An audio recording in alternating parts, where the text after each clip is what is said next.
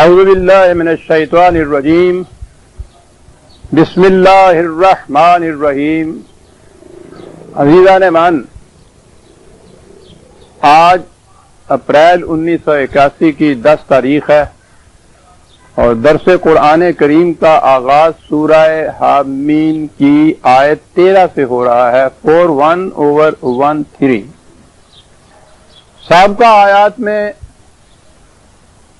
قرآن کریم نے اپنے انداز کے مطابق بتایا یہ تھا کہ خارجی کائنات میں تم دیکھو کہ خدا کے قوانین کس نظم و نسق اور حتم و یقین کے ساتھ کار فرما رہتے ہیں، ٹھیک ٹھیک نتائج نکلتے ہیں، اس میں کسی قسم کی کوئی تبدیلی نہیں ہوتی۔ اور اس کے بعد وہ یہ شہادات اس لیے پیش کرتا ہے، کبھی خارجی کائنات کی اور کبھی اس کے بعد تاریخ کی اقوام سابقہ کی۔ ان دونوں میں بڑا ایک گہرا لنک یا ایک ربط ہے۔ بات تو یہی کہنی ہوتی ہے کہ ہر قانون اپنا نتیجہ نکال کے رہتا ہے، قانون کہتے ہی اس کو ہیں کہ اس کا نتیجہ اٹل ہو۔ خارجی کائنات میں یہ چیزیں محسوس طور پر ہمارے سامنے آتی ہیں، صحیح طور پہ اچھا بیج ہو، اچھی زمین ہو، اس میں قاعدے کے مطابق کھیتی کی جائے، حفاظت کی جائے، پانی دیا جائے تو اس میں سے محاورے کے طور پر ایک ایک دانے سے 100 دانے ملتے ہیں۔ یہ اٹل ہے قانون جو ہے، وہ اس سے شہادت لاتا ہے اس چیز پہ کہ اسی قسم کے قوانین انسانوں کی زندگی کے متعلق بھی دیے گئے ہیں۔ اگر انسان ان کے مطابق اپنی زندگی، اپنی روش، اپنا نظام قائم کرے گا تو وہ نتائج نکل کر رہیں گے جو خدا نے بتا دیے ہیں کہ اس کا نتیجہ یہ نکلے گا۔ اور اگر ان کی خلاف ورزی کرے گا تو وہ پھر جو تخریب اور تباہی کا نتیجہ ہے وہ بھی قرآن نے بتا دیا ہے کہ اس کا نتیجہ یہ ہوگا، تو یہ ہو کے رہے گا۔ تو اس کا انداز یہ ہے کہ جہاں کوئی قانون بیان کرتا ہے اس کی شہادت میں، اس کی تائید میں یا تو خارجی کائنات کا نظم و نسق پیش کرتا ہے اور یا یہ کہتا ہے کہ سابقہ اقوام کی تاریخ پر نگاہ ڈالو، فلاں قوم نے یہ کیا، اس طرح سے زندگی بسر کی، ایسا نظام قائم کیا اور اس کا نتیجہ یہ نکلا۔ یہ اس لیے کہ ماضی میں یہ جو واقعات گزر چکے ہوتے ہیں ان کی تاریخ اگر سامنے ہو تو اس میں کوئی شبہ نہیں رہتا کہ واقعی اس قوم نے ایسا کچھ، ایسی زندگی اختیار کی تھی تو اس کا نتیجہ یہ ہوا۔ یہ چیز کوئی 1400 سال پہلے تاریخ کو ایک سائنس کی حیثیت سے پیش کرنا، سائنس کہتے یہ ہیں کہ جہاں قانون کار فرما ہو، اس دور میں کہیں اور نظر نہیں آتا قرآن کے سوا، ورنہ تاریخ کو صرف وہ واقعات اور حوادث کا ہی ایک مجموعہ قرار دیتے تھے۔ فلاں سال میں اکبر یا اکبر نہیں، سیزر کہیے، تخت پہ بیٹھا، فلاں سال اس کی فلاں کے ساتھ لڑائی ہوئی، فلاں سال میں وہ تخت الٹ گیا، دوسرا دور آ گیا۔ یعنی یہ صرف واقعات کرونیکلز ہی ہوتے تھے۔ وہ تاریخ جو تھی، تاریخ بطور ایک سائنس کے قانون کی کار فرمائی کی آماجگاہ کہ اگر اس قسم کا نظام قائم کرو گے تو یہ نتیجہ نکلے گا۔ تاریخ کو اس حیثیت سے پیش کرنا 1400 سال پہلے کم از کم مجھے تو کہیں نظر نہیں آتا، نہ ہی کوئی شہادت ملتی ہے۔ اس ہمارے دور میں اس چیز کو بڑا مارکا آرا کارنامہ قرار دیا ہے۔ ہیگل نے اس کے اوپر بڑی ریسرچ کی اور اسے اس باب میں کچھ پائنیئر قرار دیا جاتا ہے کہ اس نے سائنس آف ہسٹری یہ کتاب دی، تاریخ وحثیت ایک سائنس کے۔ اس کے بعد یہ تو الگ بات ہے کہ چل پڑی جو روش اور پھر مارکس نے اس کے اوپر ایک عمارت قائم کی، لیکن یہ چیز سائنس آف ہسٹری، ورنہ ہسٹری آف سائنس تو عام ہوتی ہے نا، سائنس کی تاریخ، تاریخ کی سائنس۔ تو یہ ہمارے دور میں ہیگل کا یہ بہت بڑا ریسرچ کا کارنامہ قرار دیا جاتا ہے۔ اس میں شبہ نہیں کہ ہمارے ہاں اس سے پیشتر ابن خلدون نے اپنا جو دیباچہ لکھا، مقدمہ لکھا تاریخ کا، اس میں یہ بات کہی، لیکن ابن خلدون کی تو اپنی نہیں تھی، اس نے تو قرآن سے لیا۔ تو پہلی دفعہ اس موضوع پر قرآن کریم نے یہ انداز اختیار کیا کہ تاریخ کو بحیثیت ایک سائنس کے پیش کیا۔ تو قرآن کریم میں اقوام سابقہ کے جتنے واقعات یا تاریخی شہادات ملتی ہیں وہ ایک سائنس کی طریقے پہ قرآن بیان کرتا ہے کہ انہوں نے یہ روش اختیار کی، اس کا نتیجہ یہ نکلا۔ سائنس یا قانون یہ ہوگا کہ جب اور جہاں کوئی قوم اس قسم کی روش اختیار کرے گی اس کا یہی نتیجہ نکلے گا۔ تو وہ یہ اس لیے پیش کر رہا ہے قرآن، نہ کہ یہ کہ وہ کوئی تاریخ کی کتاب ہے اور اس لیے وہ اقوام سابقہ عاد اور سمود وغیرہ کی داستانیں بیان کرتا ہے۔ ان قوموں کو اس لیے شہادت میں پیش کرتا ہے کہ وہ اس زمانے کے مخاطب عرب ان سے اچھی طرح واقف تھے، ان کی تاریخ سے واقف تھے۔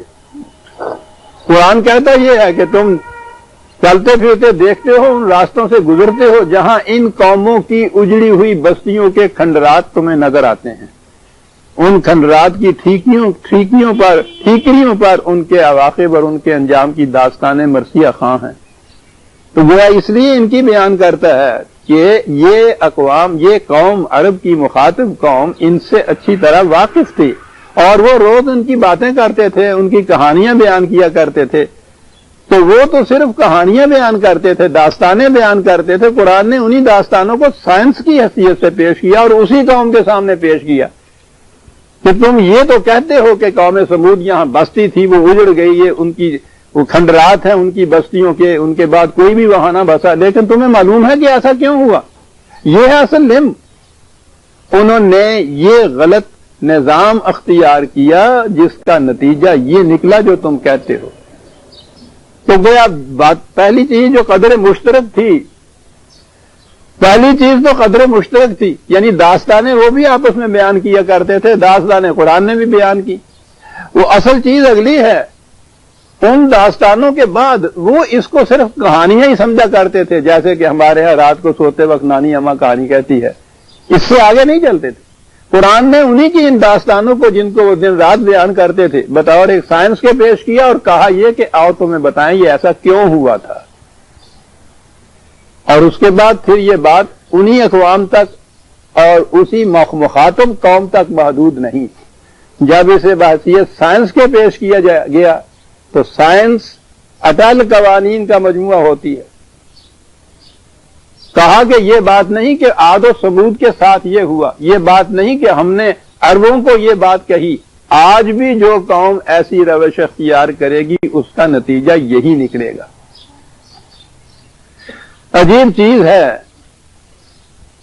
کہ وہ اس زمانے کے مخاطب عربوں سے جب یہ کہا کہ یہ قومیں اس لیے تباہ ہوئیں کہ انہوں نے اس قسم کی روش اختیار کی، تم اس سے سبق حاصل کرو، اگر تم نے بھی اسی قسم کی غلط روش اختیار کی یا اس روش کے اوپر تم اسی طرح سے بضد گامزن رہے تو تمہارا یہی حشر ہوگا۔ انہوں نے اس کی مخالفت کی، مزاحمت کی، لیکن آخر الامر ان کی بات سمجھ میں آ گئی اور انہوں نے اپنی غلط روش کو چھوڑ دیا۔ لیکن عجیب بات ہے کہ یہ سب کچھ ہم بھی پڑھتے ہیں اور ہمارے لیے تو دوہری بات ہے، ایک تو سائنس کی حیثیت سے، دوسرے یہ کہ یہ کہنے والا خدا ہے جس پر ہمارا ایمان ہے، جس کتاب میں کہا گیا ہے وہ قرآن ہے جس پر ہمارا ایمان ہے۔ اس زمانے میں ان عربوں کا تو ابھی ایمان نہیں تھا، انہوں نے تو اسے قبول کر لیا۔ ہمارا ایمان ہے اس کے اوپر، ہم اسے پڑھتے ہیں لیکن ہم اسے صرف داستانوں کی طرح پڑھتے ہیں، ہم نے اس کو سائنس نہیں بنایا۔ ہم اپنی روش کو اس لیے نہیں بدلتے کہ قرآن نے کہا ہے کہ اس روش کا نتیجہ یہ ہو، اور عاد و سمود کی قوم تو وہاں رہی۔ اس کے بعد جب ہمارے ہاں اب جو ہسٹری لکھی جاتی ہے وہ سائنس کے حساب سے لکھی جاتی ہے۔ اگر آپ یہ decline and fall of Roman Empire جو ہے ملکی، اس کو اگر آپ دیکھیں، بڑی ضخیم تاریخ ہے صرف سلطنت روما کی، وہ تاریخ نہیں ہے، وہ سائنس کے اعتبار سے ہے وہ ایک ایک چیز گناتا ہے اس قوم کی کہ یہ غلط روش اس نے اختیار کی تو اس کا یہ نتیجہ نکلا۔ اسی طرح سے اب جو بقل وغیرہ نے بہت سی تاریخیں اب لکھی جا رہی ہیں، تاریخیں اب اس نہج پہ لکھی جا رہی ہیں کہ وہ کیا وجہ تھی جس کے نتیجے میں اس قوم کا یہ حشر ہوا۔ یہ ریسرچ ہو رہی ہے۔ ٹوئنبی نے ساری عمر اپنی صرف کی ہے تاریخ کے اوپر، میرا خیال ہے 12 یا 13 والیومز کے اندر اس نے 16 سیولائزڈ نیشن کی تاریخ مرتب کی ہے، بڑی محنت کی ہے، اور وہ سائنس کے طریقے پہ کی ہے کہ فلاں قوم نے کیا کیا تھا، اس کا کیا نتیجہ نکلا۔ یہ سارا کچھ وہ تو کر رہے ہیں، ہم کہ جن کے سامنے وہ قرآن ہے جس پہ ہمارا ایمان ہے، ہم جب اس میں یہ چیزیں پڑھتے ہیں تو ہم اس کو داستان پارینہ سمجھ کے آگے بڑھ جاتے ہیں کہ یہ قوم ثمود کے ساتھ ہوا تھا، یہ قوم عاد کے ساتھ ہوا تھا، ہمارا اس سے کوئی تعلق نہیں، بجوز اس کے کہ آج یاسین آساں بمیری، ہمارا تعلق کچھ اتنا ہی ہے اس سے۔ بڑی سائنٹیفک کتاب ہے عزیزان مان، یہ قرآن علت و معلول کی ایک ایک چیز اس کے اندر ہے کہ یہ نتیجہ نکلا ہے تو دیکھو کہ کیوں ایسا نتیجہ نکلا ہے۔ تو قرآن جہاں ان چیزوں کو لاتا ہے وہ اس مقصد کے لیے لاتا ہے، تو پیچھے سے وہ چلا آ رہا ہے۔ یہ پہلے تو خارجی کائنات کی شہادات پیش کی ہیں اس نے کہ آپ دیکھ لو، صحیح طریقے کے مطابق قانون کی روح سے کھیتی کرتا ہے کسان تو یہ نتیجہ نکلتا ہے، اس میں غلط روش اختیار کی جاتی ہے تو تباہی آ جاتی ہے۔ اور اس کے بعد کہتا ہے فَإِنْ أَعْرَضُوا فَقُلْ أَنذَرْتُكُمْ صَاعِقَةً مِثْلَ صَاعِقَةِ عَادٍ وَثَمُودَ۔ اگر یہ اس کے باوجود ان حقائق سے اعراض برتیں، انہیں صحیح تسلیم نہ کریں، اس کی طرف نہ آئیں، تو ان سے کہو کہ میرا کام یہ تھا کہ تمہیں میں آگاہ کر دوں کہ اس روش کا نتیجہ کیا نکلے گا، اور یہ چیز میں نے محض اکیڈیمکلی نظری طور پر تمہیں نہیں بتائی، میں نے ان اقوام کی تاریخ کی شہادات پیش کر دی تمہارے سامنے جن سے تم اچھی طرح واقف ہو، جن کی داستانیں خود تم بیان کرتے ہو اپنے ہاں۔ میں نے اتنا ہی کیا ہے کہ ان داستانوں کے بعد بتایا یہ ہے کہ یہ کیوں ہوا تھا، لیکن تم اس کیوں تک تو نہیں آتے، داستانوں تک ہی اپنے آپ کو محدود رکھتے ہو۔ میں اس لیے بار بار ان الفاظ کو دوہرا رہا ہوں کہ ہم اس مقام تک ہی ہیں جہاں تک وہ مخاطب عرب ایمان لانے سے پہلے تھے کہ صرف داستانوں تک ان کا تعلق تھا، وہ اس قانون کو نہیں لیتے تھے۔ ہم بھی انہیں داستانوں تک ہی محدود سمجھتے ہیں، ہم کبھی غور نہیں کرتے کہ یہ قرآن کیوں کہتا ہے کہ اس قوم نے کیا کیا جس کی وجہ سے تباہی آئی۔ کیا ہم تو ایسا نہیں کر رہے، اور ہم وہی کچھ کر رہے ہیں جو کچھ ان اقوام نے کیا تھا، لیکن ان اقوام کی داستانوں کو جو قرآن نے بیان کیا ہے ان کو کہانیوں کی طرح پڑھ کے آگے بڑھ جاتے ہیں۔ یہ سامریت، سامری کہتے ہی داستان گو کو ہے، وہ کہانیاں تو سناتا ہے، سائنس نہیں بناتا ان کو۔ قرآن نے کتاب نازل کی ہے تو ساتھ حکمت بھی اس نے نازل کی، حکمت کے معنی یہی ہیں اس کے، دی وائی آف اٹ، سائنس کیا ہے اس قانون کی۔ تو یہ جو داستانیں قرآن بیان کرتا ہے وہ اس مقصد کے لیے بیان کرتا ہے کہ یہ ایک سائنس کی حیثیت سے بیان کرتا ہے کہ اس کے نتائج کیا نکلیں گے۔ اذ جاءتهم الرسل من بین ایدیہم ومن خلفہم الا تعبدوا الا اللہ، خدا کے پیغامبر ان کی طرف آئے، جیسا کہا نا کہ دائیں بائیں سے آئے، آگے پیچھے سے آئے، یعنی اکثریت ان کی آتے رہے وہ لوگ ان قوموں کی طرف، اور آ کر بات تو ہر رسول نے ایک ہی کہی ہے، یہی ہے اللہ تعبدوا الا اللہ۔ اب ہم نے اپنی سہولت کی خاطر یا اپنے آپ کو فریب دینے کی خاطر یہ تعبدو یا عبادت کا ترجمہ کیا پرستش، اور اس کے بعد کہا کہ وہ خدا کی پرستش کرو، اور پرستش ہم نے محدود کر لی کچھ نماز روزے تک۔ اگر یہی چیز جو تھی کہ یہ عبادت اور عبد اور عبدیت اور عبودیت اس کے معنی کیا ہیں، تو یہی کھڑے ہو کہ ہم دیکھ لیتے کہ قرآن کہتا کیا ہے۔ اس کے معنی ہے معصومیت اختیار کرنا، خدا کی معصومیت اختیار کرنا۔ الہ کے معنی ہی ہے صاحب اقتدار، کسی اور کی اطاعت نہیں، کسی اور کی معصومیت نہیں، کوئی صاحب اقتدار نہیں ہے، صرف خدا کا قانون، خدا کی کتاب صاحب اقتدار ہے، اس کے معنی خدا صاحب اقتدار ہے، اسی کی معصومیت اختیار کرنی، یہ تھی جو تعلیم دی جاتی تھی شروع سے ہر نبی کے تھرو، ہر رسول کے وساطت سے، اور اسی کو یہاں دہرایا ہے۔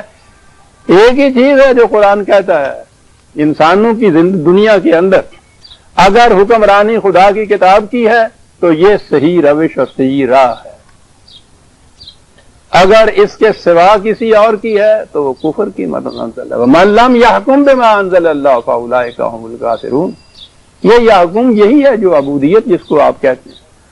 قالوا لو شاء ربنا لانزل ملائکۃ فإنا بما ارسلتم به کافرون، اور وہی ان کے ہاں کی عجوبہ پرستی،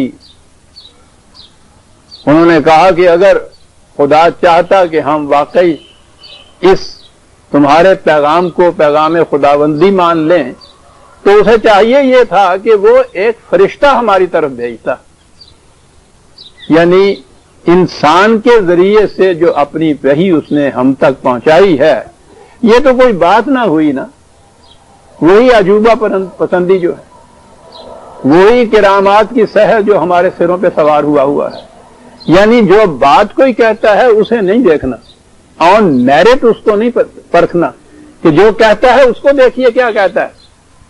عجوبہ پرستی یہ ہے کہ اگر تو وہ کچھ فوق البشر سی کیفیت لیے ہوئے ہے، کچھ کرامات دکھاتے ہیں اظہر صاحب، تو پھر تو ان کی ہر بات خواہ بڑھ ہی کیوں نہ ہو، حتیٰ کہ مجذوبوں کی باتیں جو خالصتاً دیوانگی پر مبنی ہوتی ہیں ان میں تو حقائق ڈھونڈیں گے ہم، اس لیے کہ وہ بالوں سے دودھ نکال دیتے ہیں۔ اور بڑے سے بڑا سائنسدان، عالم، مفرر، مفکر، قرآن جاننے والا، وہ اگر اس طرح سے بات کرتا ہے لیکن ان حضرت صاحب سے کوئی کرامت سرزد نہیں ہوتی ہے، اس کی طرف کوئی نہیں آئے گا۔ یہی چیز ان لوگوں نے کہی، یہی کہتے چلے آئے، یہی عرب کے مخاطب حضور کے جو تھے وہ بار بار یہی کہتے تھے کہ اگر آپ کہتے ہیں کہ اگر خدا کی طرف سے آپ پیغامبر ہیں کوئی معجزہ دکھائیے، کہا یہ جو میں پیش کر رہا ہوں تمہارے سامنے یہ سب سے بڑا معجزہ ہے، تم خود عاجز ہو اس کے سامنے، میں چیلنج دے رہا ہوں کہ اگر تم سمجھتے ہو کہ خدا کی طرف سے نہیں ہے کسی انسان کا ہے تو لاؤ اس کی مثل کچھ بنا کے لے آؤ۔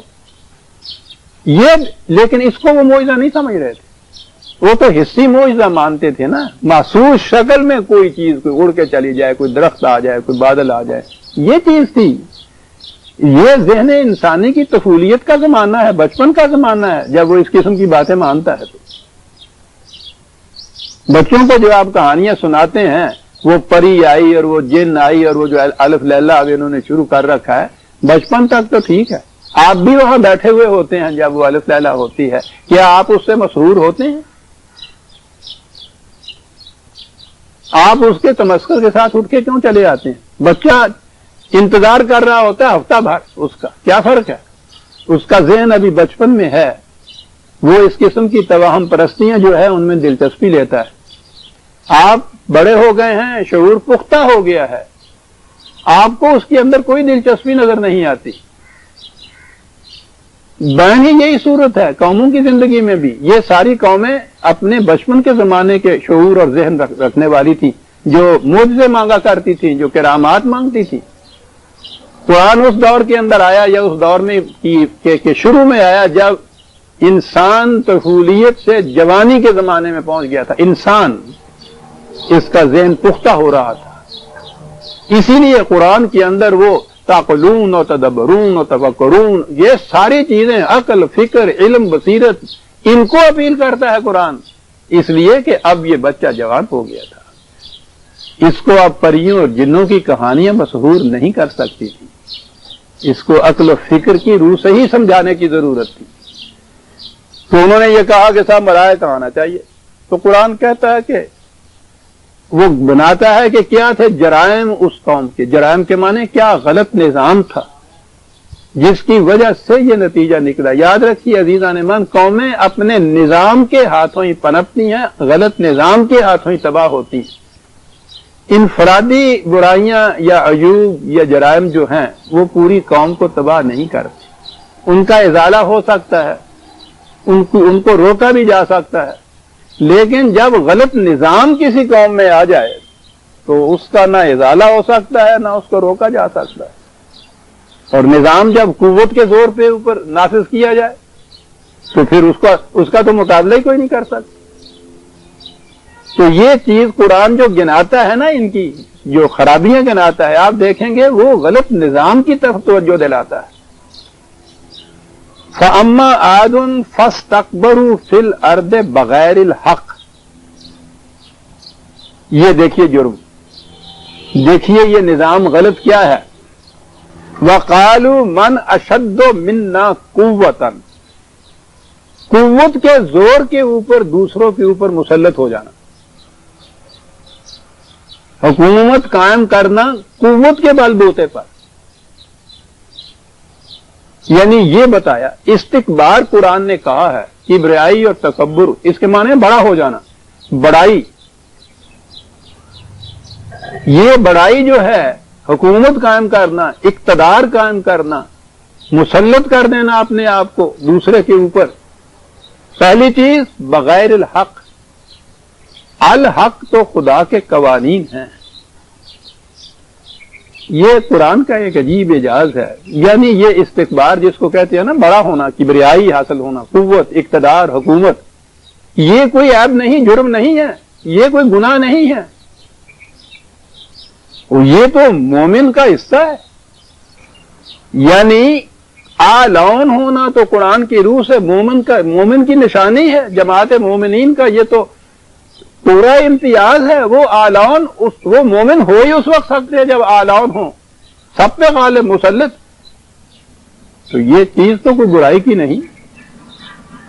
قرآن کہتا ہے کہ یہ ہو ہی نہیں سکے گا کہ کفار مومنین کے اوپر کبھی غالب آ جائیں. تو غالب آنا جو ہے وہ تو مومن کا شعار ہے.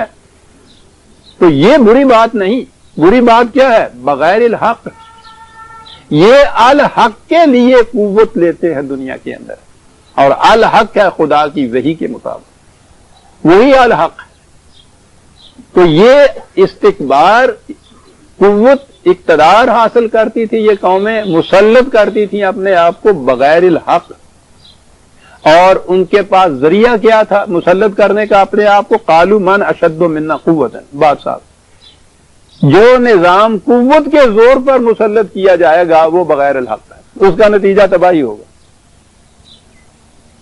جو نظام مشاورت سے طے کیا جائے گا اور بنیاد ہوگی اس کی الحق،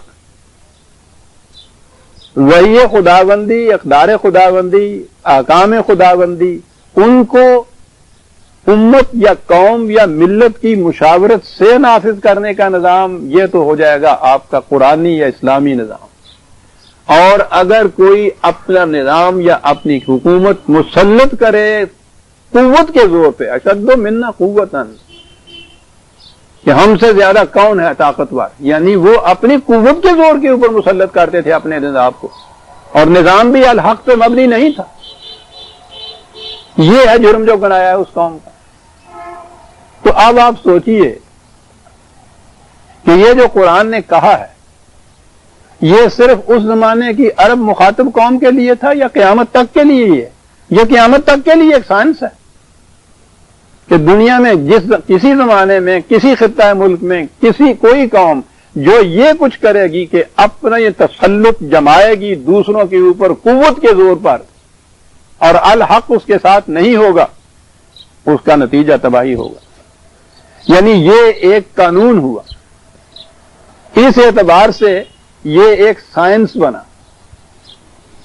جس قوم کی بھی شہادت پیش کی قرآن نے، اس کی تاریخ اٹھائیے، اس میں نظر آئے گا کہ انہوں نے اس قسم کا نظام اپنے ہاں قائم کیا تھا، محض قوت کے زور پر مسلط کر دینا اپنے آپ کو قوم کے اوپر، اور الحق بھی ساتھ نہ ہو. یہ ہے جرم جو گنایا گیا عاد. اولم یراؤ ان اللہ الذی خلقہم هو اشد منہم قوۃ.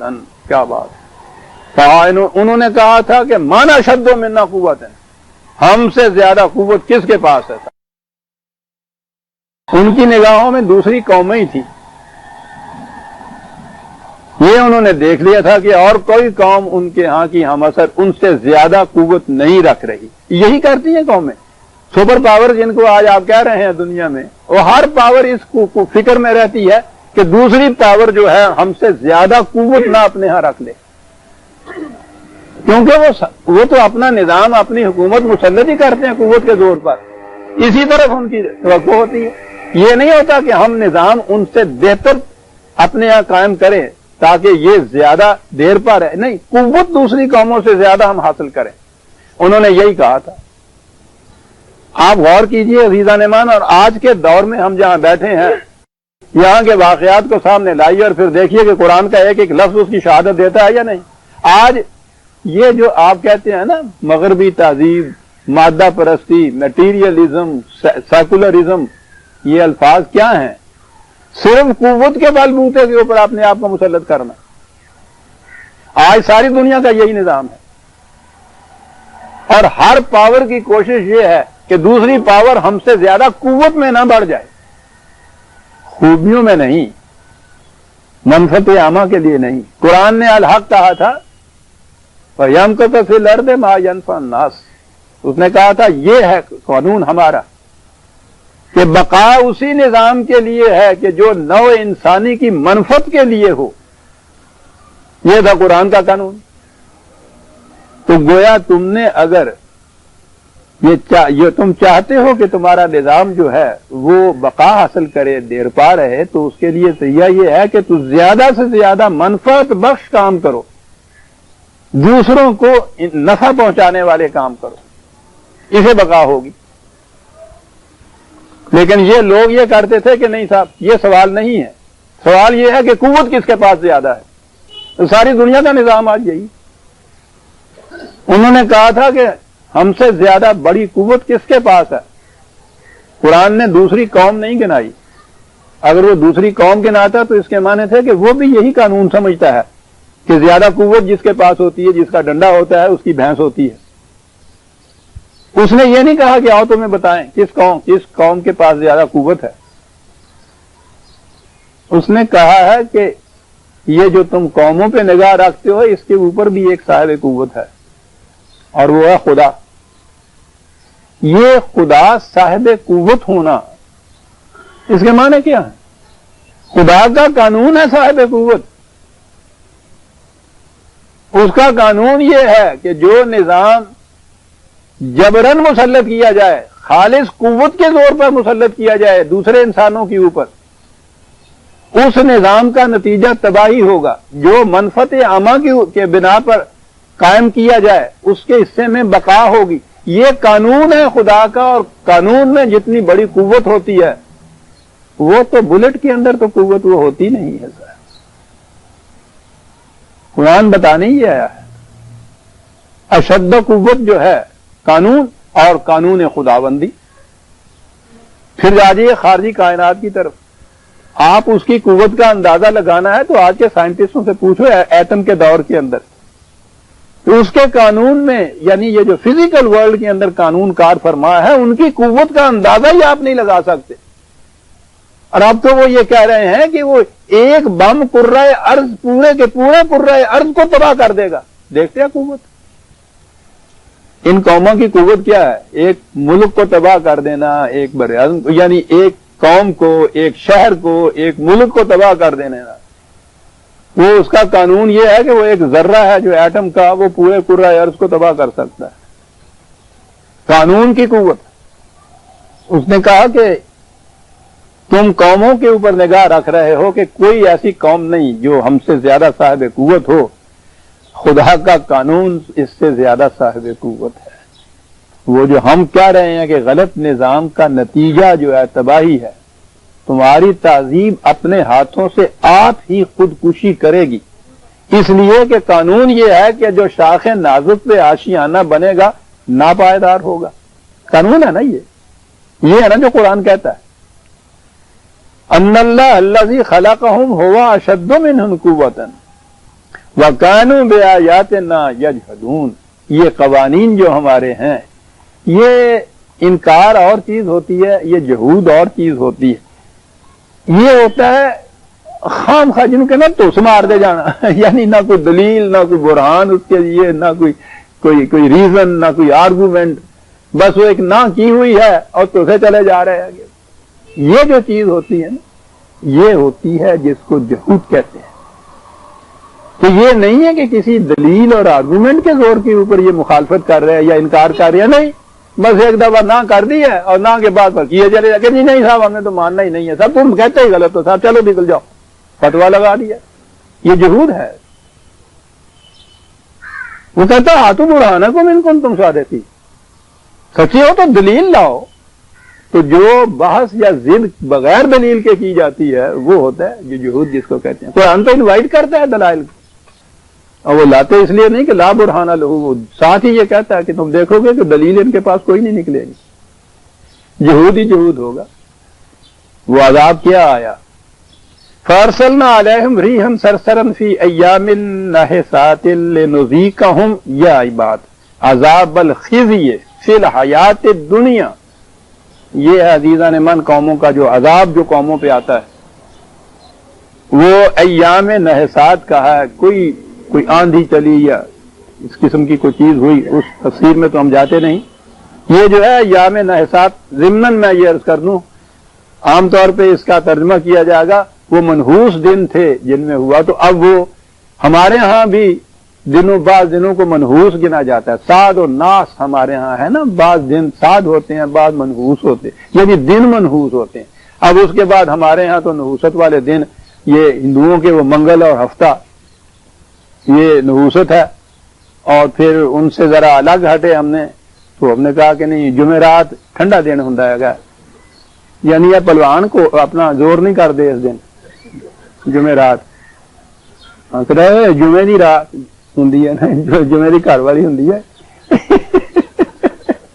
اس واسطے ٹھنڈا کہتے، یعنی ہمارے ہاں یہ علاج نہیں شروع کرتے جمعرات کو۔ تو ادھر ہمارے ہاں پیراں فقیراں کا دن عام طور پہ ہے نا مشہور، اور وہ قبروں کے اوپر دیے جلتے ہیں اور قوالیاں ہوتی ہیں جمعرات جو ہوتی ہے، یہ تو یہ اس لیے کوئی کم نیک جڑا ہو جا نہیں کر دے۔ لیکن ان کے ہاں ہندوؤں کی طرف سے وہ منگل اور وہ ہفتہ شنیچر دیوتا منائے، سدا گن پائے۔ اب یہاں تو وہ ہندو نہیں رہے نا، ہم نے اپنے بچپن میں وہ دیکھا ہے، وہ صبح کی سب تیل کی کٹوری ہاتھ میں ہوتی تھی وہ برہمن کے، اور وہ ایک ایک دکان کے سامنے سے گزرتا تھا۔ یہ دن جو ہیں نحس دن، منحوس دن، یہ ساری چیزیں ایران سے آئیں اصل میں۔ وہ ستارہ پرست قوم تھی۔ اب بھی آپ دیکھیں گے جو لوگ اس ستارہ پرستی میں بلیو کرتے ہیں نا، نجوم وغیرہ کے اندر وہ بیٹھے ہوئے سہچا بناتے ہیں کہ اب وہ جو سورج ہے وہ عقرب میں چلا گیا، وہ زحل کے ساتھ ٹکرا گیا، اور اس کے بعد یہ ہوا تو یہ اس لیے نحس ہو گیا، اور یہ یعنی وہ انسانوں کی تقدیر ستاروں کی روح سے، جو خود پابند سلاسل زندہ انسانوں کی تقدیر وابستہ کرتے ہیں ان ستاروں سے۔ یہ بھی اتنے چڑھے پھرتے ہیں انسان ہونا، یہ بڑے سے بڑا ستارہ سامنے تھا نا آپ کے یہاں چاند۔ توہم پرستی کی باتیں عزیزان میں، قرآن نے تو ایک لفظ کہہ کے کیا بات ہے اس سے، سورہ ابراہیمی کا لا يحب الآفلین، ایک دلیل دی صاحب کہ جو روح کا زوال ہو سکتا ہے، جو تغیر آزما ہو سکتا ہے، جو آج ہے اور کل نہیں ہے، جو غروب ہو سکتا ہے وہ خدا نہیں ہو سکتا، وہاں ختم ہو گئی صاحب۔ یہ ہے دلیل، تو وہ میری تقدیر پہ کیا اثر ڈالے گا کہ خاک زندہ ہے تو تابع ستارہ نہیں۔ لیکن ہم بھی اسی توہم پرستی میں چلے پھر رہے ہیں، ہفتے بھر کے دن گنائے ہوئے ہوتے ہیں، مہینے گنائے ہوئے ہوتے ہیں، پھر وہ پوچھتے ہیں کہ آپ کی پیدائش کس دن ہوئی تھی، کس گھڑی ہوئی تھی، کس ساعت ہوئی تھی، پھر آپ کا مقدر بتائیں گے، ذائچہ بتائیں۔ اور مسلمان یہ سب کچھ کر رہے ہیں۔ تو یاد رکھیے کوئی دن منحوس نہیں ہوتا۔ جس دن کسی کے اوپر کوئی مصیبت آتی ہے وہ مصیبت منحوس ہوتی ہے، نحس ہوتی ہے۔ وہ نحس ہوتا ہے اس قسم کا بہت زیادہ دھواں جس کے اندر شعلہ چمکتا ہوا تو نظر نہ آئے لیکن وہ اندھیرا پیدا کر دے، کنفیوژن پیدا کر دے، اس قسم کی چیزیں جو ہے وہ ناز ہوتی ہیں۔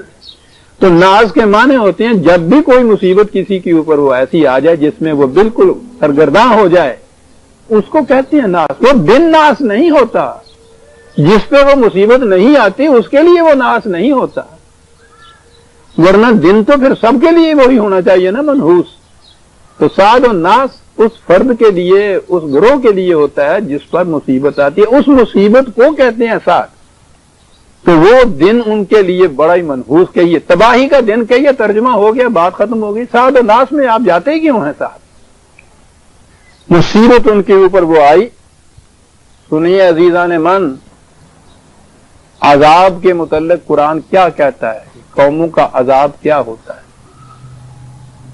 ہم تو یہی سمجھتے ہیں نا کہ ایک چیخ ماری اور وہ اسی طرح سے وہ زمین پھٹی اور اس میں دھنس گئے اور یہ سارا کچھ ہو گیا۔ ٹھیک ہے، یہ تو فزیکل تباہی ہوتی ہے، تبھی تباہی ہوتی ہے۔ غلط نظام کی روح سے جو تباہی آتی ہے، سنیے وہ کیا تباہی ہوتی ہے۔ عذاب الخزی، رسوائی کا عذاب، ذلت کا رسوا۔ قوم ذلیل ہو جاتی ہے، رسوا ہو جاتی ہے باقی قوموں کے مقابلے میں، یہ ہے عذاب عزیزان من۔ قرآن کریم میں بار بار اس چیز کو کہا ہوا، عذاب الخزی، ذلت اور رسوائی کا عذاب۔ تو یاد رکھیے، جو قوم بھی دوسری قوموں کے مقابلے میں اپنے آپ کو ذلیل سمجھتی ہے اور ذلیل ہوتی ہے، سمجھ لیجئے کہ خدا کے عذاب میں مبتلا ہے۔ قرآن کریم واضح طور پہ شہادت دیتا ہے عذاب الخزی۔ اب اس کے بعد پھر ہم تھوڑے سے اور فریم ہمیں دے دیا جاتا ہے کہ صاحب یہ ٹھیک ہے، یہاں جو کچھ ہوتا ہے یہ سارا کوئی نتیجہ وہاں آخرت میں جا کے نکلے گا، قیامت میں۔ قیامت برحق، آخرت کی زندگی تو ہمارا ایمان ہے، لیکن ہر چیز کو اٹھا دینا تاکہ ہم محسوس ہی نہ کر سکیں کہ ہم عذاب کے اندر مبتلا ہیں یا سعادت کے اندر مبتلا ہیں، یہ ہے نا جو دھوکہ دیا جاتا ہے کہ نہیں صاحب یہ بات جو ہے، یہ ذلت اور رسوائی جو ہے یہ آخرت کی ہے، یہ ان قوموں کی ہوگی جو یہاں بڑے معزز بنے پھرتے ہیں، وہاں جا کے رسوا ہوں گے، اور یہاں ہم جو اس طرح جوتیاں کھا رہے ہیں ساری قوموں کی، ہم وہاں بڑے خدا کے مقرب اور معزز ہوں گے۔ یہ ایک فریب ہے جو دیا جاتا ہے۔ میں نے 2-3 دفعہ کہا عزیزان من، میں خود نہیں جرأت کر سکتا یہ کہنے کی، اس لیے کہہ رہا ہوں کہ جہاں اس نے عذاب الخزی کہا ہے نا قرآن نے، اگلا لفظ ہے پھر حیات دنیا، اس لیے کہہ رہا ہوں اسی دنیا کی زندگی کے اندر ذلت اور رسوائی، یہ ہے عذاب، قوموں پہ آتا ہے۔ جو قوم ذلیل ہوتی ہے اس کا ہر فرد ذلیل ہوتا ہے عزیزان من۔ فی الحیات دنیا، اس زندگی کے اندر قرآن کہتا ہے، ولا عذاب الآخرت اخزا، وہ بھی ہے، کیونکہ زندگی یہی ختم نہیں ہو جاتی، وہ تو آگے بھی جاتی۔ تو بات یہاں ہو گئی یہ کہ جو یہاں کا ذلیل ہے وہ وہاں بھی ذلیل ہے، بلکہ اخزا ہے، اور زیادہ ذلیل۔ وہ قوم نہیں لائے کہ ہنگامہ فردہ، جس قوم کی تقدیر میں امروز نہیں ہے۔ اگر یہ دیکھنا ہے کہ آخرت میں ہمارا انجام کیا ہوگا تو یہ دیکھو یہاں ہماری حالت کیا ہے۔ جو یہاں عزت و تکریم اور شرف انسانیت کی زندگی بسر کرتی ہے، وہ زندگی تو جوئے روا ہے، وہ وہاں بھی مقرب اور مشرف ہوگی۔ جو قرآن کہتا ہے کہ یہاں عذاب الخزی فی الحیات دنیا جو ہے، والعذاب الآخرت اخزا، وہاں اور ذلیل ہوں گے۔ تو ایسا یہ معیار ہے، ایسی کسوٹی ہے جس میں کسی قسم کا فریب ہی نہیں آ سکتا۔ اب یہ بات اپنی ہی بات لے لیجئے کہ ہم ذلیل ہیں یا نہیں۔ کوئی دو مسلمان آپس میں جب بھی ملیں گے، پہلا ان کے ہاں کلمہ جو ہوگا وہ یہ ہوگا کہ صاحب کیا ہوگا ہمارے ہاں، مسلمانوں کا کیا بنے گا صاحب، اور وہ نہ کھا جائے ہمیں، وہ نہ لوٹ کے لے جائے، ادھر سے تباہی آ رہی ہے، ہر وقت یہ ڈگڈگی بات۔ اس سے زیادہ ذلت کسی قوم کی کیا ہو سکتی کہ اپنے اندر وہ اپنے آپ کو ذلیل اور کمزور محسوس کرنے لگ جاتی ہے۔ یہ ہے خزی فی الحیات الدنیا۔ تو یہ غلط نظام کا نتیجہ یہ ہوتا ہے، وَهُمْ لَا يُنصَرُونَ، اور پھر ذلیل قوم کا کوئی حامی و ناصر نہیں ہوتا۔ اف، آپ کہیں گے کہ مدد تو دیتے ہیں لوگ، فقیر کی جھولی میں جب آپ ایک ٹکڑا باسی روٹی کا ڈال دیتے ہیں مدد نہیں ہوتی، وہ تو اس کی ذلت میں اور اضافہ کیا جاتا ہے۔ ذلیل قوموں کی جو مدد کرتے ہیں وہ امداد نہیں ہوتی، حقیقت میں وہ ان کو ان کی ذلت کے اندر ایسا رکھتے ہیں کہ وہ نہ جیئیں نہ مریں۔ اس نتیجے تک وہ قومیں ان کو پہنچنے نہیں دیتی کہ آخری دم تک پہنچ کے ان کو ہوش آ جائے کہ صاحب ہم کہاں جا رہے ہیں۔ وہ اتنا اتنا دیتے چلے جاتے ہیں، ان کو تھوڑا تھوڑا ٹکڑا ڈالتے چلے جاتے ہیں ان کی جیب میں، اور وہ آہستہ آہستہ مطمئن ہوتے چلے جاتے ہیں کہ نئے تیر کماں میں ہے نہ صیاد کمی میں، گوشے میں قفس کے مجھے آرام بہت ہے۔ پھر ان ذلیل قوموں کی حالت یہ ہو جاتی ہے، گداگری کے ٹکڑے ملتے ہیں اور مطمئن ہیں کہ ہمیں آرام بہت ہے۔ ارے بھائی آپ تو بڑے ذلیل تو ہیں، وہ قومیں بڑیاں کہنے لگے 4 دن کی کھیل ہے سواری، بس دیکھیے قیامت آنے دیجیے، ان پہ ایسے جوتے پڑیں گے یاد رکھیں گے سارے۔ یہ ہے فریب فی الحیات الدنیا ولعذاب الآخرۃ اخزی وہم لا ینصرون۔ کیا بات قرآن کی عزیزان من، جس کو تم عید سمجھ رہے ہو، جسے تم نفرت سمجھ رہے ہو، یہ تو گداگری کے کشکول میں باسی ٹکڑے ڈالے جا رہے ہیں کہ تاکہ تم کسی کے اوپر مطمئن رہو۔ وَأَمَّا ثَمُودُ فَهَدَيْنَاهُمْ فَاسْتَحَبُّوا الْعَمَىٰ عَلَى الْهُدَىٰ۔ دوسری قوم ہے قوم سمود، ان کا اقوام کے متعلق مختلف مقامات پہ چونکہ آئی جاتی ہیں زیریں، ہر جگہ میں ان کی تصریح نہیں بیان کرتا کہ کیا ہوا تھا، کیوں ہوا تھا۔ یہاں قرآن اشارہ کرتے ہوئے آگے بڑھ جاتا ہے۔ ہم نے ان کو بھی راستہ دکھایا، انہوں نے کیا کی؟ انہوں نے اپنی بینا ہونے پر، یعنی دکھائی دینے والی آنکھ، اندھا ہونے کو ترجیح دی۔ کیا بات ہے، دونوں ہی چیزیں سامنے تھیں، سورج تو نکل آیا، اب اس کے بعد اگر کوئی شخص آنکھیں بند کر کے بیٹھ جائے تو سورج اس کو کیا فائدہ دے گا؟ فاستحبوا العمى علی الہدی۔ کیا بات، انہوں نے خود اس کو ترجیح دی کہ آنکھیں بند رکھیں۔ بینائی پر اندھے پن کو ترجیح دینا۔ ذلیل پھر قومیں دنیا کے اندر جو عذاب میں گرفتار ہوتی ہیں ان کی یہ کیفیت ہوتی ہے، وہ آنکھ کھول کے نہیں مقابلہ کرتی حقائق کا، سامنا نہیں کرتی حقائق کا، جی چراتی، فریب دے دیتی ہیں اپنے آپ کو۔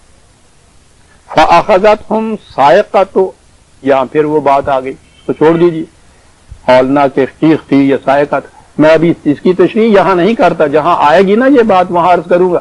یہاں تو میں وہی بات کروں گا جو قرآن نے بتائی ہے کہ کیا تھا وہ صاعقۃ العذاب الہون۔ وہاں خزیون کہا ہے، یہاں خون کہا ہے، وہ وہی بات ہے۔ اس ذلت میں کمزوری بھی ساتھ ہوتی ہے، ذلیل ہوتی کمزور ہو جاتی، کیوں ہے؟ یہاں پھر وہی ہے عذاب الہون، ذلت اور کمزوری، ذوق، یہ عذاب ہے خدا کا۔ جو قوم بھی یہ محسوس کرنے لگ جائے کہ ذلیل بھی ہوں کمزور بھی ہوں، سمجھ لیجئے خدا کے عذاب میں مبتلا ہے وہ قوم۔ تو یہ خدا کا عذاب یوں ہی اوپر سے ایسے ہی آ جاتا ہے، جس کو جی چاہے اس نے ذلیل کر دیا، جس کو جی چاہے معزز بنا دیا۔ ہمارے ہاں تو یہ ہے نا، یہ سب خدا کے اپنے ہاتھ میں ہے، جسے چاہتا ہے وہ بادشاہ بنا دیتا ہے، جسے چاہتا ہے فقیر بنا دیتا ہے، جسے چاہتا ہے ذلیل کر دیتا ہے، جسے چاہتا ہے عزت دے دیتا ہے۔ وہ قرآن کی آیت کا غلط مفہوم پیش کیا، جسے وہ چاہتا ہے کر دیتا ہے، یعنی وہ بیٹھا ہوا وہاں کرتا ہے، انسانوں کا اپنا نہیں اس میں کچھ ہوتا۔ وہ کہتا ہے بما کانوا یکسبون، جو کوئی یہ کرتے تھے اس کا نتیجہ یہ تھا۔ خدا یوں ہی بیٹھا ہوا یہ نہیں کرتا، کسی کو ذلیل کر دیتا، کسی کو معزز بنا دیتا۔ بما کانوا یکسبون، یہ کیا تھا جو کچھ انہوں نے کیا تھا جس کے نتیجے میں ان کے ساتھ یہ کچھ ہو گیا؟ میں نے عرض کیا نا کہ قرآن کریم کا انداز تصریف آیات ہے، ایک جگہ وہ ایک بات بیان کرتا ہے، دوسرے مقام پہ اس کی تشریح کرتا ہے۔ اور ذرا دیکھیں عذاب الہون جو ہے اور بما کانوا یکسبون جو اس نے کہا ہے، یہ ان کے اپنی غلط کوششوں کا نتیجہ تھا، غلط نظام کا نتیجہ تھا عذاب الہون۔ اس کی تشریح کیا بیان کرتا ہے قرآن؟ سورہ الفجر 89 99۔ ہاں، انسان کی کیفیت یہ ہے کہ ذرا سی خوشحالی اس کو آتی ہے، اتراتا پھرتا ہے۔ میں یہاں سے شروع کرتا ہوں جہاں ہانن۔ وَأَمَّا إِذَا مَا ابْتَلَاهُ فَقَدَرَ عَلَيْهِ رِزْقَهُ فیقول ربی اہان، جب مفلسی آتی ہے، رزق کی تنگی ہوتی ہے، تو اس وقت پھر روتا ہے اور کہتا ہے میرے خدا نے مجھے یوں ہی ذلیل کر دیا. وہی جو ہم کہتے ہیں ربی اہان، خدا نے مجھے یوں ہی ذلیل کر دیا تھا. بھایا کہ وہ یوں ہی نہیں کسی کو ذلیل کیا کرتا. کلا، بڑے زور کی بات ہوتی ہے یہ کلا، غلط کہتے ہو، بھگتے ہو، یہ بات ایسی نہیں. سن لو کیوں ذلیل ہوئے ہو تم. یوں ہی نہیں خدا کسی کو ذلیل کرتا. تمہارا نظام کیا تھا؟ نظام یہ تھا کہ بل لا تکرمون الیتیم. نظام تمہارا یہ تھا کہ جس کا جتھا، جس کی پارٹی، جس کا گروہ زیادہ ہوتا تھا وہ تو تمہارے نزدیک قابل عزت ہوتا تھا، اور جو معاشرے میں تنہا رہ جاتا تھا تم اس کی عزت نہیں کرتے تھے، اس لیے تم بے عزت ہوئے ہو. کیا بات ہے سر. نظام، آج نظام ہی دنیا میں یہ ہے جسے سب سے بڑی آپ رحمت گنتے پھر رہے ہیں. یہ جمہوریت جو ہے، وہ جمہوریت تو نام ہی اکثریت کا نام ہے. جتھا پارٹی وہی وہ حکومت قائم کرتی ہے، وہ اسی کے پاس اقتدار ہوتا ہے، وہی ایفیکٹو پارٹی ہوتی ہے. یعنی پہلے زمانے میں بھی قبائل کی زندگی میں بھی یہ تھا کہ جس کے قبیلے کے افراد زیادہ ہوتے تھے وہ دوسرے پہ چھا جاتا تھا. کچھ ایسے ہی چلا آ رہا تھا. اب ہمارے ہاں یہ دور تہذیب آ گیا. انہوں نے کہا کہ نہیں صاحب وہ بات تو غلط ہے. صحیح کیا ہے؟ میجورٹی، یعنی قبیلے کی کثرت نہیں، میجورٹی. یعنی انگریزی کا لفظ آ گیا تو یہ صحیح ہو گیا. یہ میجورٹی کیا ہوتی ہے؟ 51. اکثریت. معیار حق کا ملاحظہ فرماؤ. وہ دوسرے دن وہ ذرا سا ادھر ادھر سے کچھ چمچہ لگا کے اور اس کو پھینک لیتے ہیں، یہ 49 رہ گئے، اب یہ ذلیل ہو گئے. کہا تمہارا نظام یہ تھا. یہ یتیم کے معنی صرف وہی نہیں ہوتے جس کا ماں باپ مر گیا ہو. عربی زبان میں تنہا رہ جانے والے کو یتیم کہتے ہیں. یتیم کے متعلق یہ نہیں یہاں کہا کہ تم اس کی پرورش نہیں کرتے تھے یتیم کی. ہمارے ہاں تو اتنا ہی ہے نا کہ یتیموں کی پرورش کرو، ان کے لیے یہ وہ یتیم خانے کھول دو، یا ویسے پرورش یتیم کی. قرآن پرورش نہیں کہہ رہا. تکرمون الیتیم، یتیم کی عزت نہیں کرتے تھے.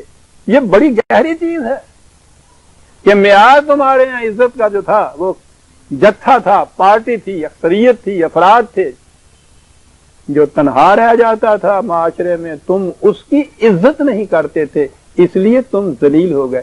دیکھا یہ ذلت کے مقابلے میں قرآن نے کس طرح سے عزت کہا. جو تنہا رہ جاتا تھا. ہمارا قانون یہ تھا کہ وَلَقَدْ كَرَّمْنَا بَنِي آدم، ہم نے ہر انسان کو واجب و تکریم پیدا کیا ہے. اگر کسی انسان کی بھی تکریم تم باقی نہیں رکھتے، اس کو ذلیل کرتے ہو، تم خود ذلیل ہو جاؤ گے. یہ ہے نظام ہمارا.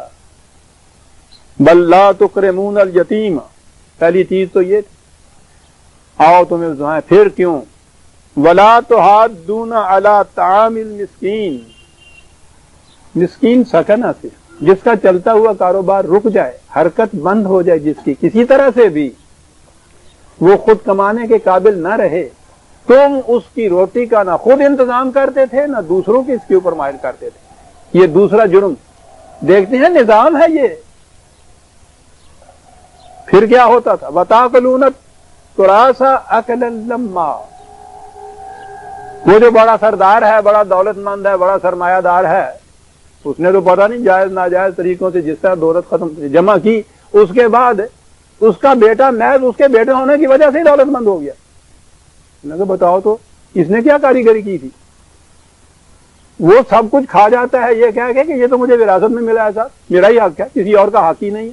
کہنے کہ اس طرح سے پرپیچویٹ ہو جاتی ہے یہ بات سرمایہ داری جو ہے. باپ کے بعد بیٹا، بیٹے کے بعد اگلا بیٹا. وہ معاشرہ کے اندر سرکولیٹ ہی نہیں کرتی منی، وہ دولت جو ہے. کہا یہ چیز دوسری جگہ کہا ہے کہ نظام معاشی یہ نہیں ہونا چاہیے کہ وہ اوپر کے طبقے کے اندر اندر ہی گردش کرتا رہے. دولتن بین الاغنیاء منکم، یہ بڑا نظام غلط ہے کہ معاشرے کی دولت اوپر کے طبقے میں ہی گردش کرتی رہے. یہ تراث کے ذریعے سے ہو جاتا ہے. یہ جو خاندان کے ناتے ہیں نا 19 21 وغیرہ، اور اس کے بعد وہ خاندان کیوں ہو جاتے ہیں، فرد کیوں نہیں ہوتے؟ وہ مرنے والا باپ جو ہے اس کے بعد بیٹے آج خود اتنی دولت کے مالک ہو جاتے ہیں۔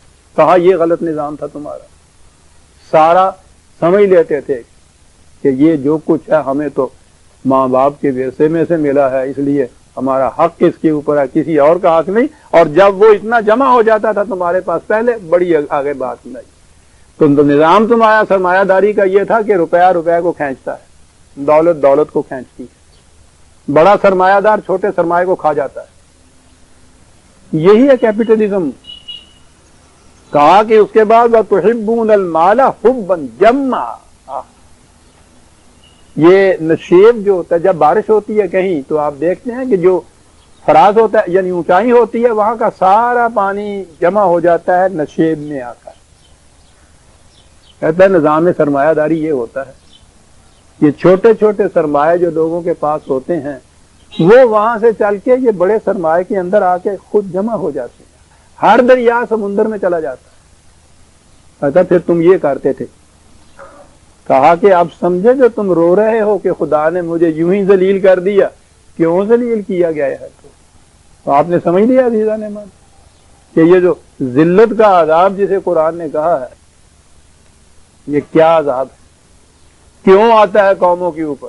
اس لیے کہ ما ینفع الناس جو ہے یہ نظام نہیں ہوتا۔ یہاں تک پہنچا ہوا ہوں میں تو جی چاہتا ہے اگلی آیت بھی، اگلی سورت سامنے آ گئی، اس کی 4 آیتیں بھی سامنے آ جائیں۔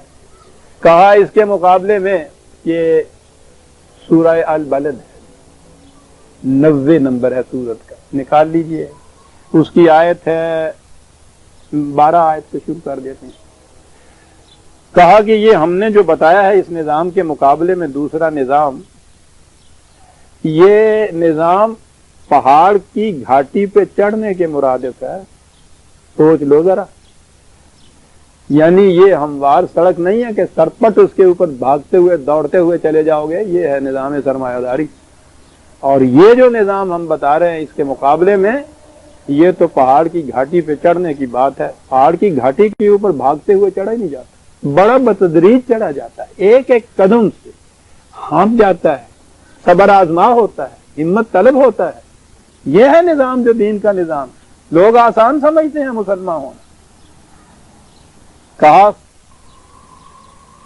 اس کو عقبہ کہا قرآن نے، فَلَقْتَحَمَ الْعَقَبَةَ، کہا وَمَا أَدْرَاكَ مَا الْعَقَبَةُ، تمہیں کون بتائے؟ آؤ ہم بتاتے ہیں کہ یہ عقبہ یا پہاڑ کی گھاٹی جسے ہم نے کہا ہے یہ کیا چیز ہے۔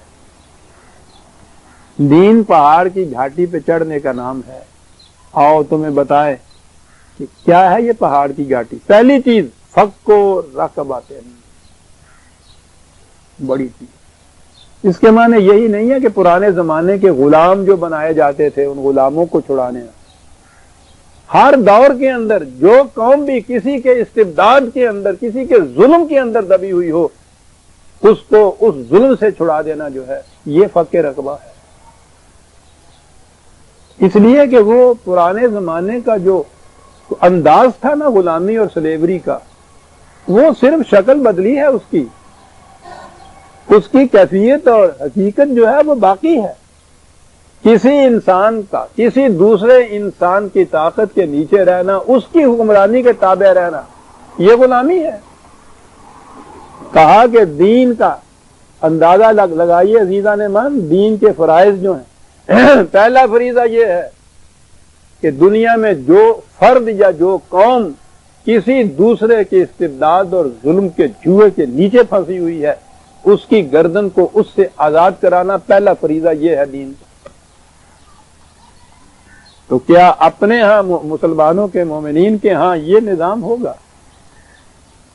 قرآن کریم نے تو حضور کی صلی اللہ علیہ وسلم بعثت کا مقصد یہ بتایا تھا کہ یہ ان زنجیروں کو توڑ دے گا جن میں انسانیت جکڑے چلے آ رہی ہے، ان سلوں کو سر سے ہٹا دے گا جن کے نیچے وہ دبے ہوئے چلی آ رہی ہے، یوں آزادی دے دے گا انسانوں کو، پوری نو انسانی کی آزادی۔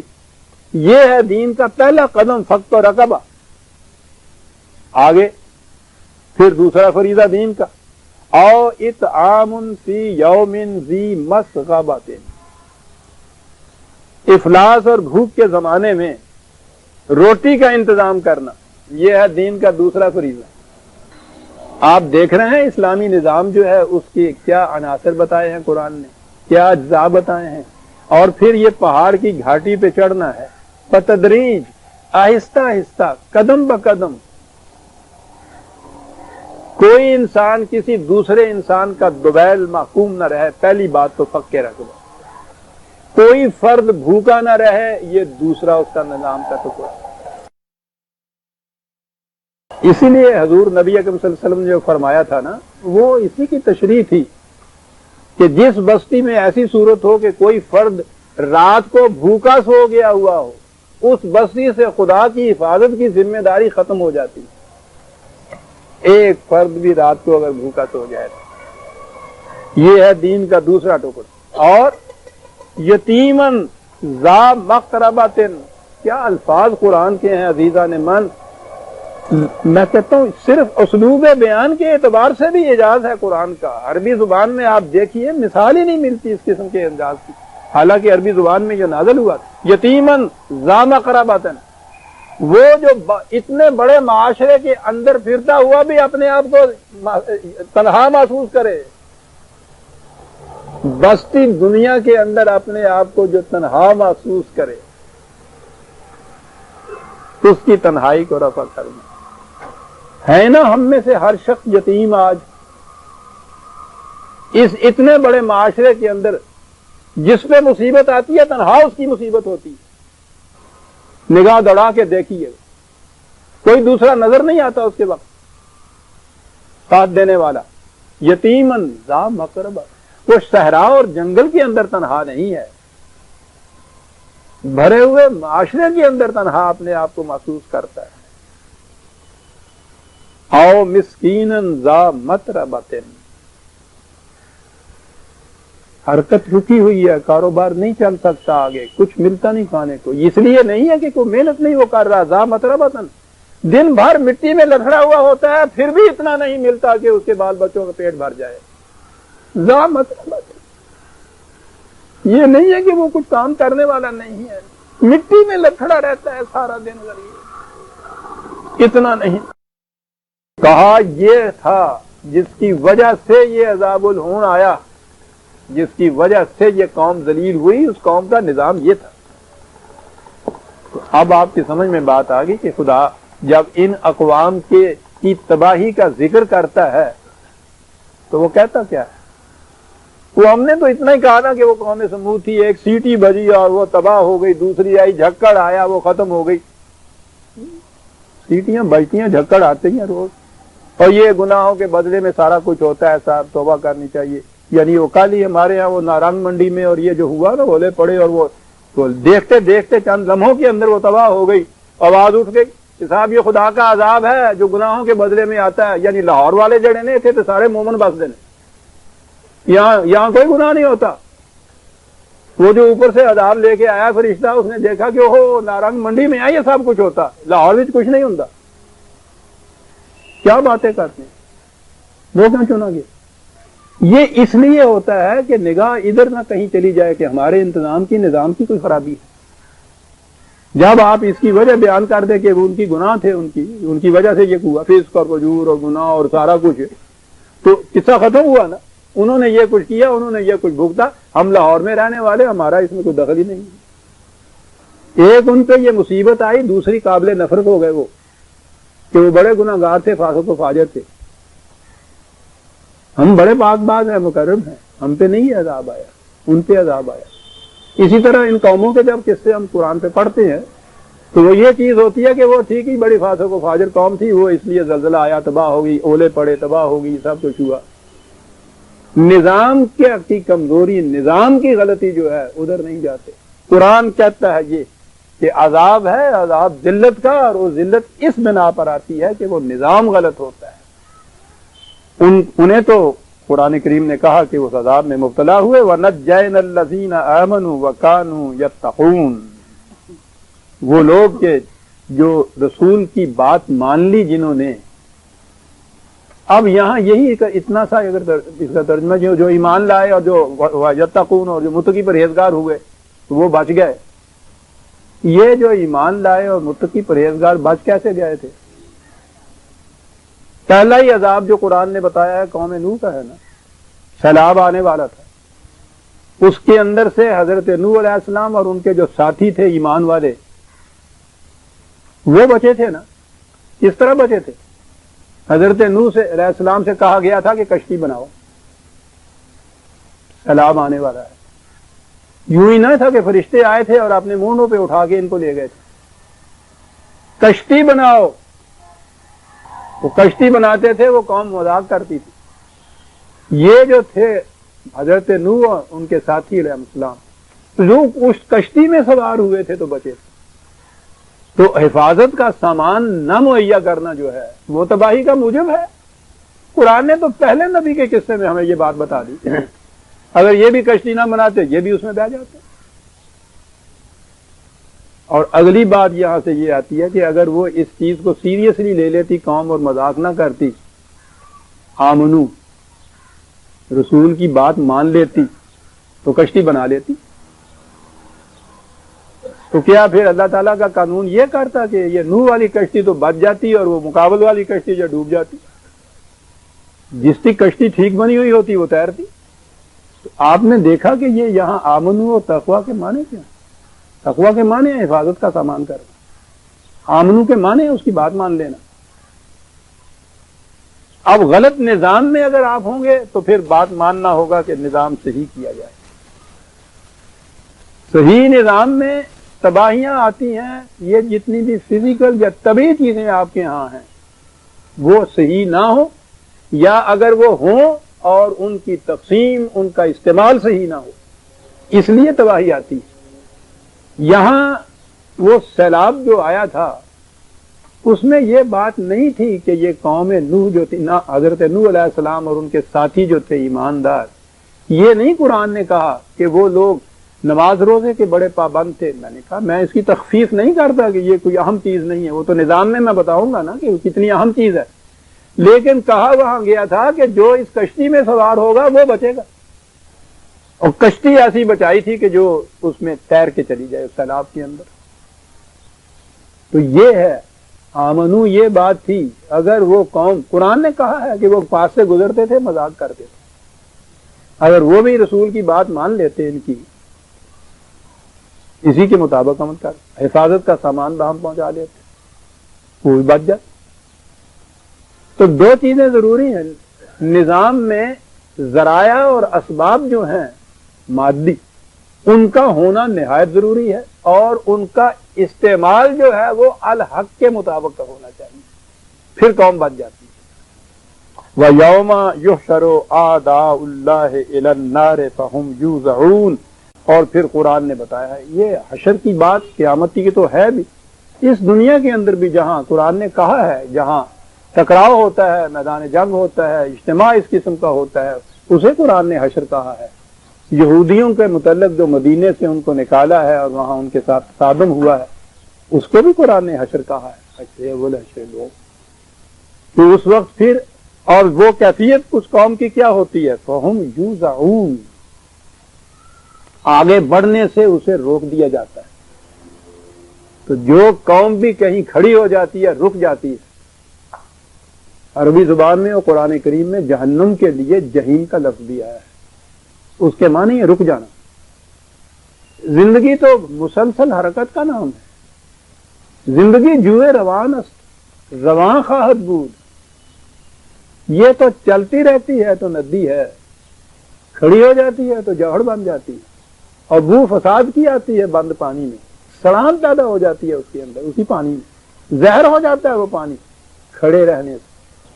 یہ بنیادی اصول ہے عزیزان من زندگی کا۔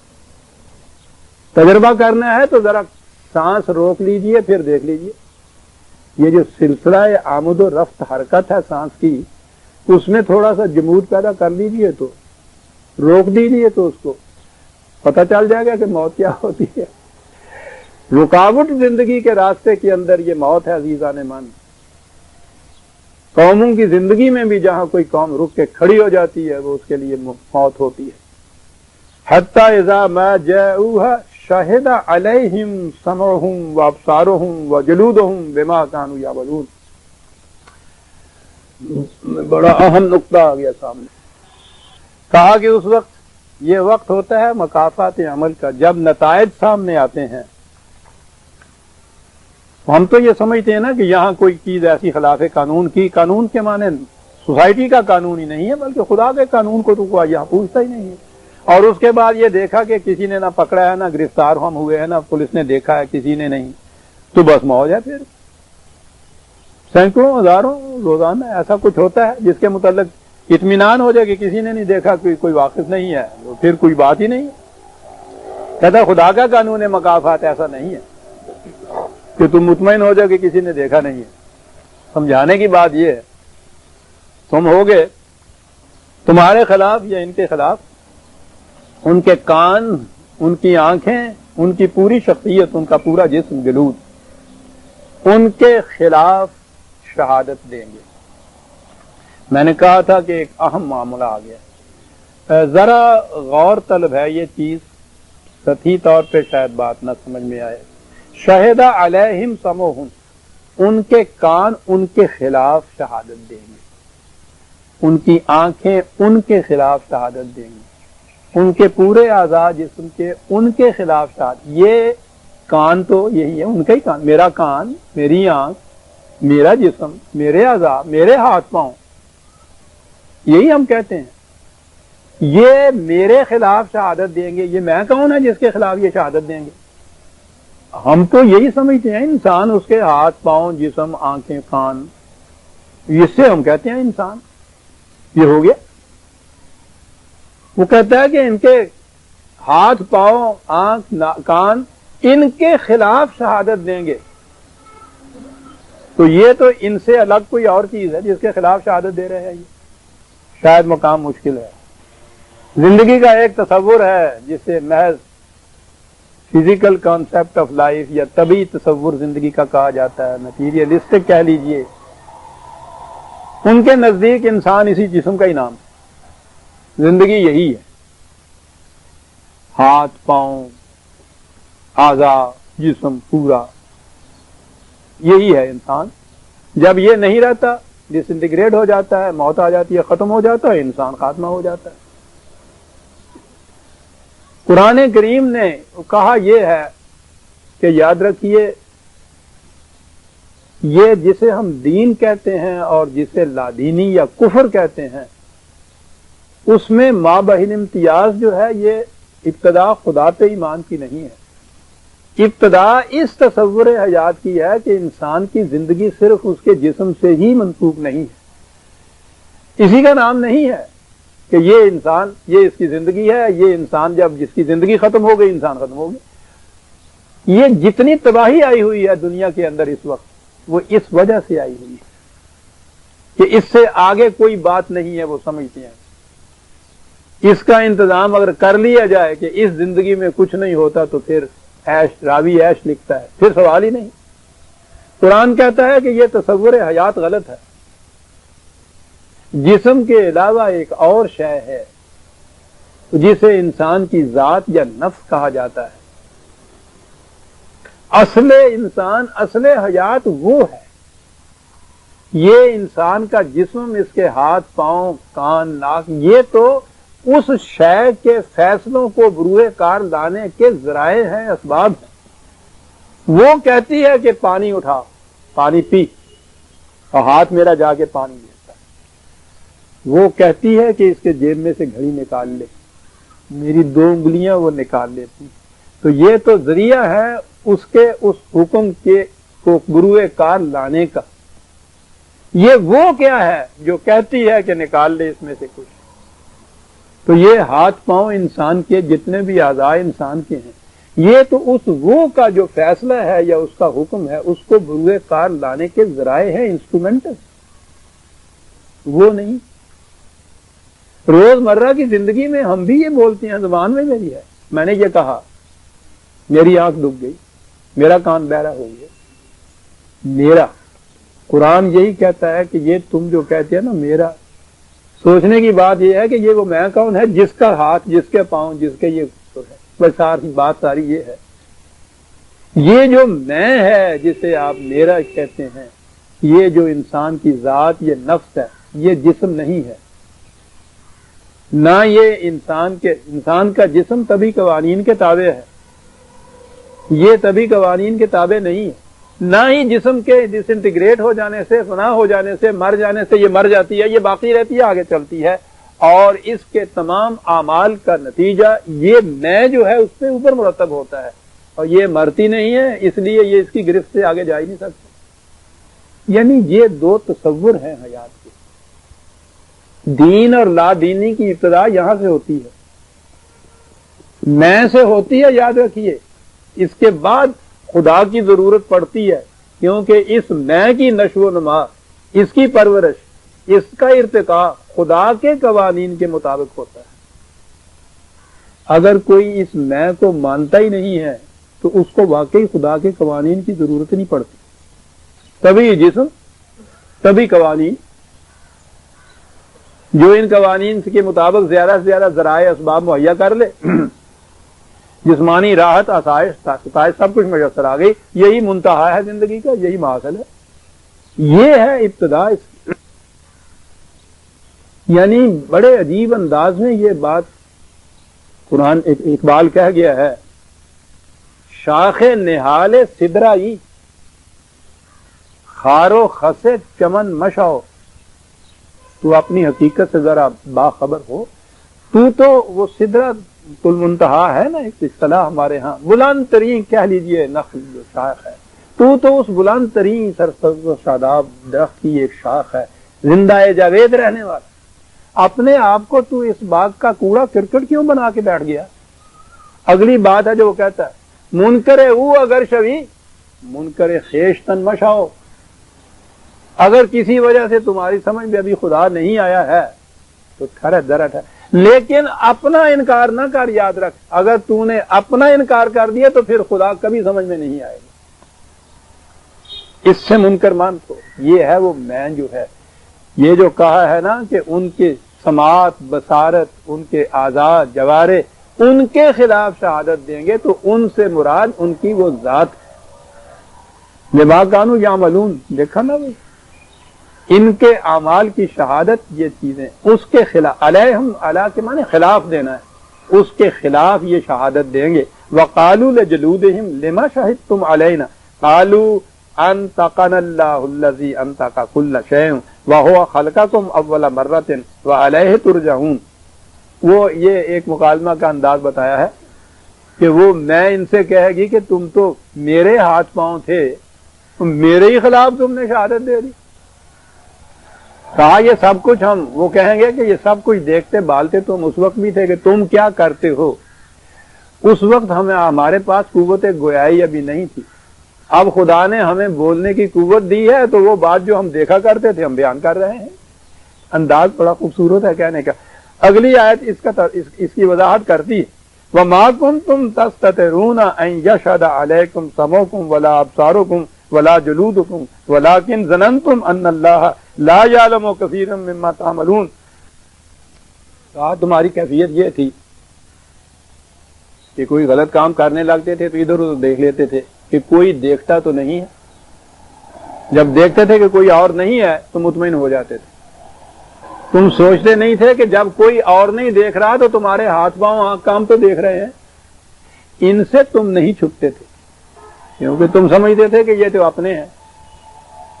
واہ، یہی ہوتا ہے نا، تو تم مطمئن ہو گئے کہ جو میں نے یہ جرم کیا ہے اس کو کسی نے نہیں دیکھا، یہ نہ سوچا کہ خود تمہارے اپنے ہاتھ پاؤں ناک کان جو ہے انہوں نے دیکھ لیا ہوا ہے، اس وقت مطمئن اس لیے ہو کہ یہ تمہارے خلاف کچھ کہتے نہیں ہیں۔ وہ جو بات کہی ہے نا، اس وقت خدا ان کو بھی قوت گویائی عطا کر دے گا اور سب کچھ کہہ دیں گے تمہارے خلاف۔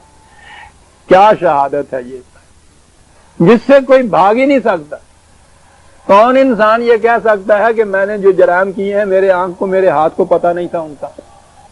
وہ کہتا ہے کہ ذرا چھپ کر کرنا چاہتے ہو نا تو دوسرے انسانوں سے تو چھپ کے کر دیا تم نے، ذرا ان سے چھپ کے کر کے دیکھو کچھ، ان کے بغیر تو وہ جو میں کچھ کر ہی نہیں سکتی، یہی تو اس کے ذرائع اور یہی تو اسباب ہیں کچھ کرنے کے۔ کہا ان سے تو تم نہیں چھپ سکتے، اور یہ تم کہہ نہیں سکتے کہ صاحب اس کو کیا پتا ہے، یہ تو وہاں تھا ہی نہیں، جھوٹ بولتا ہے۔ جب تم نے چوری کی ہے تو یہ ہاتھ وہاں تھا یا نہیں؟ کیا انداز ہے قرآن کی بات سمجھانے کی عزیزان۔ بات اس کی یہ ہے کہ قانون مکافات خداوندی سے تم باہر نہیں جا سکتے، محیط ہے وہ تمہارے اوپر۔ تم یہ سمجھتے تھے کہ کوئی دیکھنے والا نہیں، اس لیے تم سمجھتے تھے کہ خدا کو بھی اس کا علم نہیں ہو سکتا، کیونکہ خدا کو تو جیسے وہ یہ سی آئی ڈی والا اگر کوئی رپورٹ نہ کرے اوپر حاکم کے تو اس کو کچھ پتہ نہیں چلتا۔ یہ جو کچھ بعض اوقات اتنا غلط نظام ہوتا ہے اس کی وجہ یہ ہوتی ہے کہ جو ذرائع ان کے ہوتے ہیں نا خبریں دینے والے، یا وہ خبریں دیتے ہی نہیں ہیں یا صحیح خبریں نہیں دیتے، تو اس کے بعد وہ تو ان کا محتاج ہوتا ہے۔ کہا تم نے بھی یہ سمجھ رکھا تھا کہ چونکہ ہم نے ایسی جگہ جرم کیا ہے کہیں کوئی انسان دیکھ ہی نہیں سکتا، اس لیے اللہ میاں کو کیا پتا چلے گا اس کا۔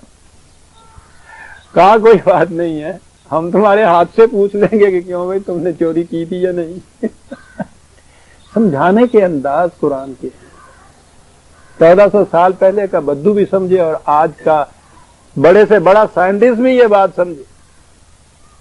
یہ تو آج میں نے کہا نا جو نیا علم ان کا سائیکالوجی یا سائیکاٹری سے، ان سے پوچھئے وہ اس کی داد دیتے ہیں کہ کیا کیا باتیں قرآن کہہ گیا ہے، کہاں یہ اعمال اپنا اثر رکھتے ہیں وہ دھل ہی نہیں سکتا۔ ہاں، اور یہ تو اب یہاں تک پہنچ گئے ہیں کہ جو باتیں تمہارے شعور میں بھی نہیں ہوتی بھلا دیتے ہو، تم سمجھتے ہو کہ کسی کو معلوم نہیں ہے، یہ قریت کے نیچے سے اس کو اوپر لے آتے ہیں، ابھی لے آتے ہیں، اور جب خدا ان کو بولنا سکھا دے گا تو پھر تو پوچھو ہی نہیں کیا باتیں ہوں گی۔ کہا یہ تمہارا ظن تھا، یہ تمہارا گمان تھا، ذالک و ذالکم ظنکم الذی ظننتم بربکم ارداکم فاصبحتم من الخاسرین۔